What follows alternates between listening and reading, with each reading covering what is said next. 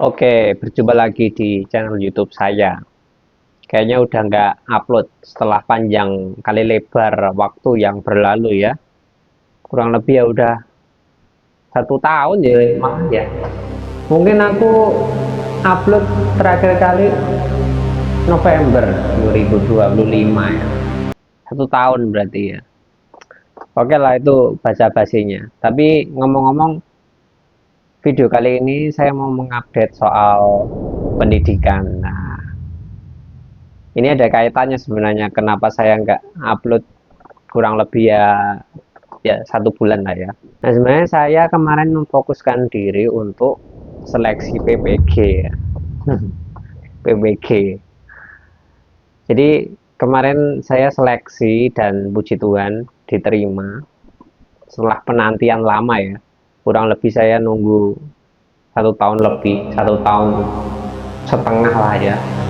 Ya kurang lebih hampir 2 tahun saya itu menunggu PPG Prajabatan yang tidak kunjung dimulai-mulai, tapi karena akhirnya waktunya sudah datang, akhirnya di akhir tahun 2025 kemarin dibukalah seleksi PPG Prajabatan.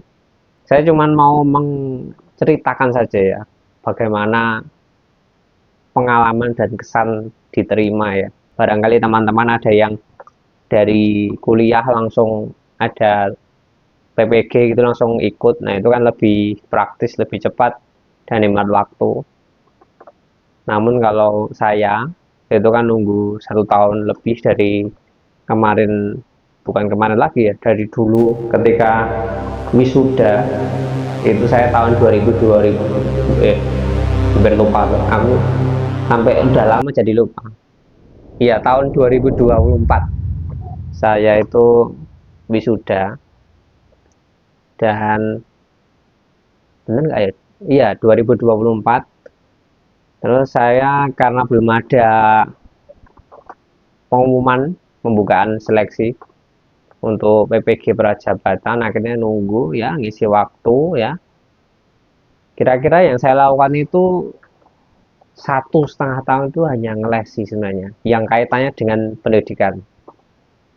Saya cuma ngelesi di salah satu tempat les yang ada di kabupaten saya, namanya FS Bimbel. Itu bimbingan belajar di daerah Kecamatan Nanggulan. Sebenarnya cukup terkenal di daerah sana karena setiap tahun ada anak-anaknya yang masuk ke sana. Dan sebenarnya pengalaman memberi les itu sangat berbeda dengan yang ada di sekolah. Barangkali di sekolah itu fasilitas lengkap, anaknya pintar-pintar, terus gajinya lumayan. Nah kalau di bimbingan les, bimbingan belajar itu beda ya.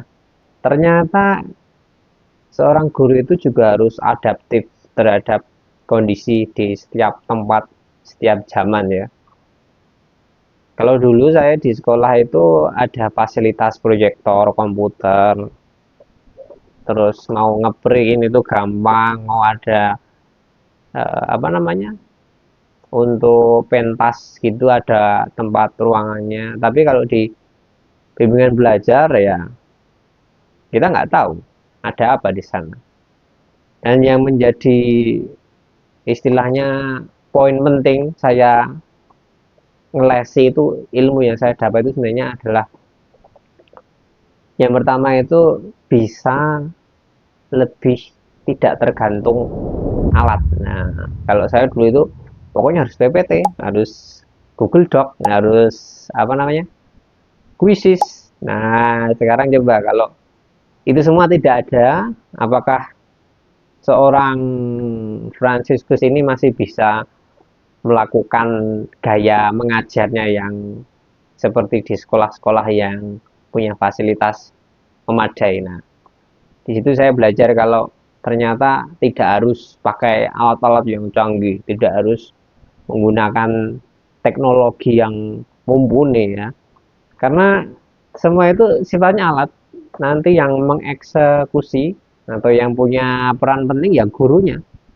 Apakah gurunya bisa memberi pelajaran yang baik, atau hanya pakai alat yang canggih-canggih tapi muridnya nggak pada paham. Nah, itu kan yang menentukan adalah si guru ya. Dan yang saya ambil dari sana sebenarnya, kalau mengajar di tempat yang dalam tanda kutip muridnya itu ya memang keterbatasan pengetahuan, ya memang seperti memahat batu ya. Beda sekali dengan kalau kita memoles emas ya. Kalau di sekolah dulu saya ketika magang itu siswanya pinter-pinter ya. Mereka nggak usah diajari mendalam, mereka dipancing dengan beberapa kalimat udah ngomong, gurunya yang diem ya kan. Tapi kalau di tempat les ya beda ya. Kita harus sabar ya, sabarnya layaknya orang tua sebenarnya. Bagaimana membentuk seorang siswa yang belum punya apa-apa, pengetahuannya masih kurang, bagaimana sampai dia itu siap untuk bisa ikut ujian. Nah, ngomong-ngomong, saya itu kan menyiapkan siswa-siswa yang di kelas akhir. Ada yang dari SD, kalau SD kan kelas 6 ya kan. Kalau yang SMP juga ada di kelas 9. Nah, itu yang saya pandu atau saya ajari itu kan yang di kelas akhir-akhir karena mau ujian ya. Bagaimana nanti menghadapi ujian, bagaimana nanti siap manakala ada soal-soal yang susah ya. Itu yang penting ya kan. Kalau di sekolah ya mereka ya udah les yang kayak kaya ya kan, yang uangnya banyak itu udah bimbel di Primagama di mana-mana gitu ya. Di sekolah kan cuma tinggal adu kebolehan ya kan. Tapi kalau saya di les akhirnya bisa memahami, wah ternyata begini. Jadi guru yang sangat berjuang, sangat harus membentuk seorang siswa agar mereka itu siap dan bisa mempertanggungjawabkan belajar mereka. Itulah yang penting. Dan sebenarnya ada lagi yang saya peroleh ya, itu mengenai sebenarnya jadi diri seorang guru itu bagaimana sih. Ketika kita itu mau jadi guru, sebenarnya harus diuji dengan kelas ya kan. Bagaimana guru itu benar-benar tulus nggak ngajar atau hanya sebatas mau dapat uang, mau memenuhi image ya kan. Jadi itulah akhirnya saya menemukan diri saya sebenarnya kalau di awal-awal ya masih kayaknya nggak cocok deh aku jadi guru, tapi setelah berjalannya waktu ada semacam kepuasan batin ya kalau bisa mencerdaskan siswa ya, mencerdaskan peserta didik sampai pinter itu ya kepuasan sendiri. Nah, itu yang menjadi motivasi saya menemukan kembali jalan saya menjadi guru. Nah, itu kurang lebih yang saya rasakan selama 1,5 tahun. Nah, tanpa ada kabar angin, tanpa ada tanda-tanda dari pemerintah ya kan, di bulan Oktober ya, yes, pokoknya 3 bulan terakhir di 2025 itu akhirnya pembukaan seleksi PPG khususnya yang di tahap administrasi. Nah, di situ sebenarnya gampang ya karena cuman mengumpulkan berkas ya. Jadi di situ saya akhirnya lulus dengan mudah ya, bisa lewat mudah ya karena memang berkas-berkasnya syaratnya lengkap seperti ijazah, kemudian transkrip nilai. Alhasil diterima mudah ya kan. Cuma perlu ketelitian aja ya sehingga tidak salah input. Oh ya, itu kan biasanya ada refleksi itu ya, esai yang agak memakan waktu, tapi karena dulu sebenarnya saya udah siap-siap jauh-jauh hari, jadi tinggal ngumpulin aja di webnya itu dan akhirnya keterima. Nah, itu kurang lebih 1 bulan.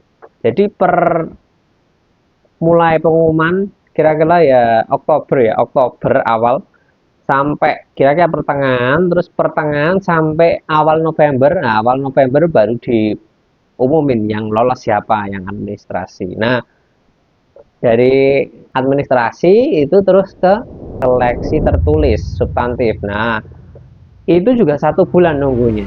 Berapa lamanya bukan untuk mengoreksi ya kan.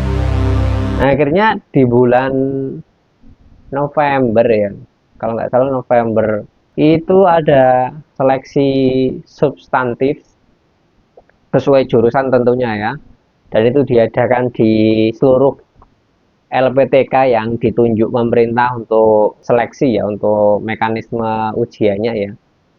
Kebetulan kemarin saya di UNY. Nah, di sana saya seleksi. Sebenarnya saya cek tempat dulu Hamin satu di sana supaya nggak kesasar ya, kan UNY juga luas ya kayak UGM. Dan yang menarik dari situ adalah ketika saya mau cek itu kan saya juga apa namanya, ada kartu ujian itu di print, harus dikumpulkan ketika besok ujian. Nah, saya itu ke tempat fotokopi dekat UNY ya, sekitar UNY itu ada yang punya fotokopi itu ibu-ibu, kan saya kirim filenya ke WA-nya beliau. Nah, itu kan beliau lihat apa filenya gitu, PPG gitu. Nah, beliau itu tanya apakah saya ikut PPG. Iya gitu. Anak saya juga ikut PPG gitu. Nah, akhirnya saling cerita gitu panjang, tapi akhirnya ya oke lah, ternyata ada temennya ya ternyata ya. Dan yang menarik sebenarnya ibu yang punya fotokopi itu mendoakan saya, doanya itu terkabul, dan saya sebenarnya mau ke sana lagi kalau ada kesempatan untuk terima kasih ke beliau karena sudah mendoakan saya, dan saya harap juga anak beliau juga diterima ya. Lanjut cerita ya. Akhirnya di hari berikutnya seleksi, di situ substantif, kurang lebih sebenarnya ada berapa fase tahap sendiri ya. Saya dapat pagi kalau nggak salah ya, pagi-pagi ke sana, dan di sana udah banyak para peserta, udah kayak seleksi PNS P3K aja, bajunya putih-putih, celana hitam gitu ya. Dan teman saya yang kenalan, sebenarnya kenalan di situ ada yang juga guru, ada yang paling unik, ada yang dari teknologi pertanian atau apa saya lupa ya. Dan dia juga ikut PPG jadi guru, kok bisa ya. Dan akhirnya seleksi di situ sebenarnya sangat menegangkan ya, sangat mencekam suasananya. Karena saya dulu itu di UNY juga seleksi masuk perguruan tinggi, juga pernah nggak diterima, akhirnya kan jadi di swasta, disadar. Tapi oke lah, saya dari rumah berpegang kalau saya akan ujian, saya akan PPG, nggak akan mengulang kegagalan yang sama. Oke. Dan hasilnya ya saya serahkan saja lah, karena juga masih 1 bulan ya, apa namanya, hasilnya ya. Nah, akhirnya saya udah bercerah aja tuh, mau keterima mau enggak, saya siap dengan segala akibatnya. Dan akhirnya nunggu lah ya, itu fase-fase nunggu itu ya masih balik ngelesi ya kan, masih ngelesi dengan harapan bisa diterima, tapi saya jujur ya nggak terlalu berharap, tapi ya masih oke lah, masih optimis. Akhirnya di awal Desember keluar pengumuman, dan ternyata saya diterima. Absolut Cinema.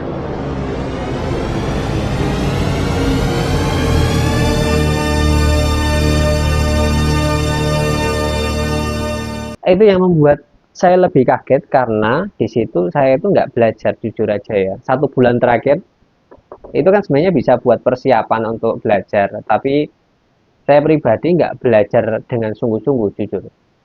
Mungkin teman-teman juga sama ya, karena ada yang juga ngajar itu ya, mau kapan lagi mau belajar ya. Saya nggak terlalu mempersiapkan, cuman hamin 1 malam tuh cuman ya membuka YouTube, ada yang bahas PPG gitu, ya udah diulang-ulangin sebentar, tapi saya nggak ngorek-ngorek, nggak baca gitu, cuma nonton gitu aja. Nah, akhirnya kaget ya, kok bisa diterima gitu. Orang-orang adanya pada bersyukur, tapi kalau saya lebih ke kaget sih, karena saya itu sebenarnya nggak serius seleksinya gitu, cuma ngawur gitu. tapi kok keterima gitu. Ya udahlah, menerima kabar itu akhirnya saya lanjut belajar lah, karena itu masih dua fase ya, kan ada fase satu lagi namanya fase ujian seleksi wawancara. Itu akhirnya tibalah hari untuk wawancara ya kan. Di situ wawancara yang sangat menegangkan. Sebenarnya enggak sih, cuman terlalu dilebih-lebihkan itu. Tapi faktanya saya wawancara sore hari itu pukul 3 kalau nggak salah. Sebenarnya jadwalnya pukul 4, tapi saya diminta datang 30 menit sebelum mulai. Tapi 30 menit kali 2 alias 1 jam sebelumnya udah mulai. Nah, itu semakin membuat saya tegang karena saya harapannya itu kalau mulainya setengah 4 kan berarti ya udah siap-siap sebelum setengah 4. Ternyata saya baru siap-siap jam 3 itu ternyata ditelepon sama mbak-mbak operatornya tuh yang koordinator wawancara dan disuruh segera masuk. Waduh, saya mana baru pakai baju ya kan. Akhirnya masuk. Nah, tibalah bertemu dua asesor yang sangat kritis dan sangat ingin menguji saya ya. Nah, ini yang sangat penting ini sebenarnya di wawancara ya. Itu adalah pengalaman ternyata. Saya dulu itu sering untuk menjelek-jelekkan pengalaman atau buat apa sih pengalaman panitia, pengalaman di luar kampus ya kan. Nggak ada gunanya kali ya. Ternyata di situ sangat ditanyakan ya. Saya hampir jatuh di situ karena pengalaman saya sedikit dan para asesor itu menanyakan dengan secara spesifik tanggal berapa, tahun kapan gitu ya. Terus bagaimana pelakunya siapa aja harus jelas banget. 5W1H itu harus sangat dijunjung. Dan akhirnya saya bisa menyelesaikan dengan waktu yang cukup lama, katanya 1 jam. Saya 2 jam sampai jam setengah 6 gitu. Iya 2 jam ya, 2 jam. Itu saya wawancara sampai sebenarnya dikasih jeda sebenarnya antara asesor 1 dan 2 itu kan ada jedanya ya. Pas mau tukeran itu mau minum dulu enggak, itu saya ya tidak perlu pak gitu, langsung lanjut aja ya biar sekalian selesai gitu ya. Alhasil ya udah dipaksain 2,5 jam ngomong, ya udah sampai aduh habis wawancara itu ngantuk berat, sangat pusing dan masih terbayang-bayang dengan jawaban gitu loh. Itu yang sangat membebani saya secara batin. Jadi masih kepikiran kok aku jawabnya itu yang kenapa nggak ini ya gitu ya, kok aku banyak ngarang ya gitu. Nah itu loh, itu yang menjadi apa ya, menjadi beban batin selama 30 bulan 30 bulan 30 hari setelah seleksi ya. Ya, karena keluar apa namanya hasilnya itu di akhir tahun kalau nggak salah ya. Iya, intinya setiap seleksi itu hasilnya akan keluar jaraknya itu 1 bulan dan hari yang ditunggu-tunggu akhirnya tiba dan tanpa disadari saya diterima. Ya, absolut sinin lagi.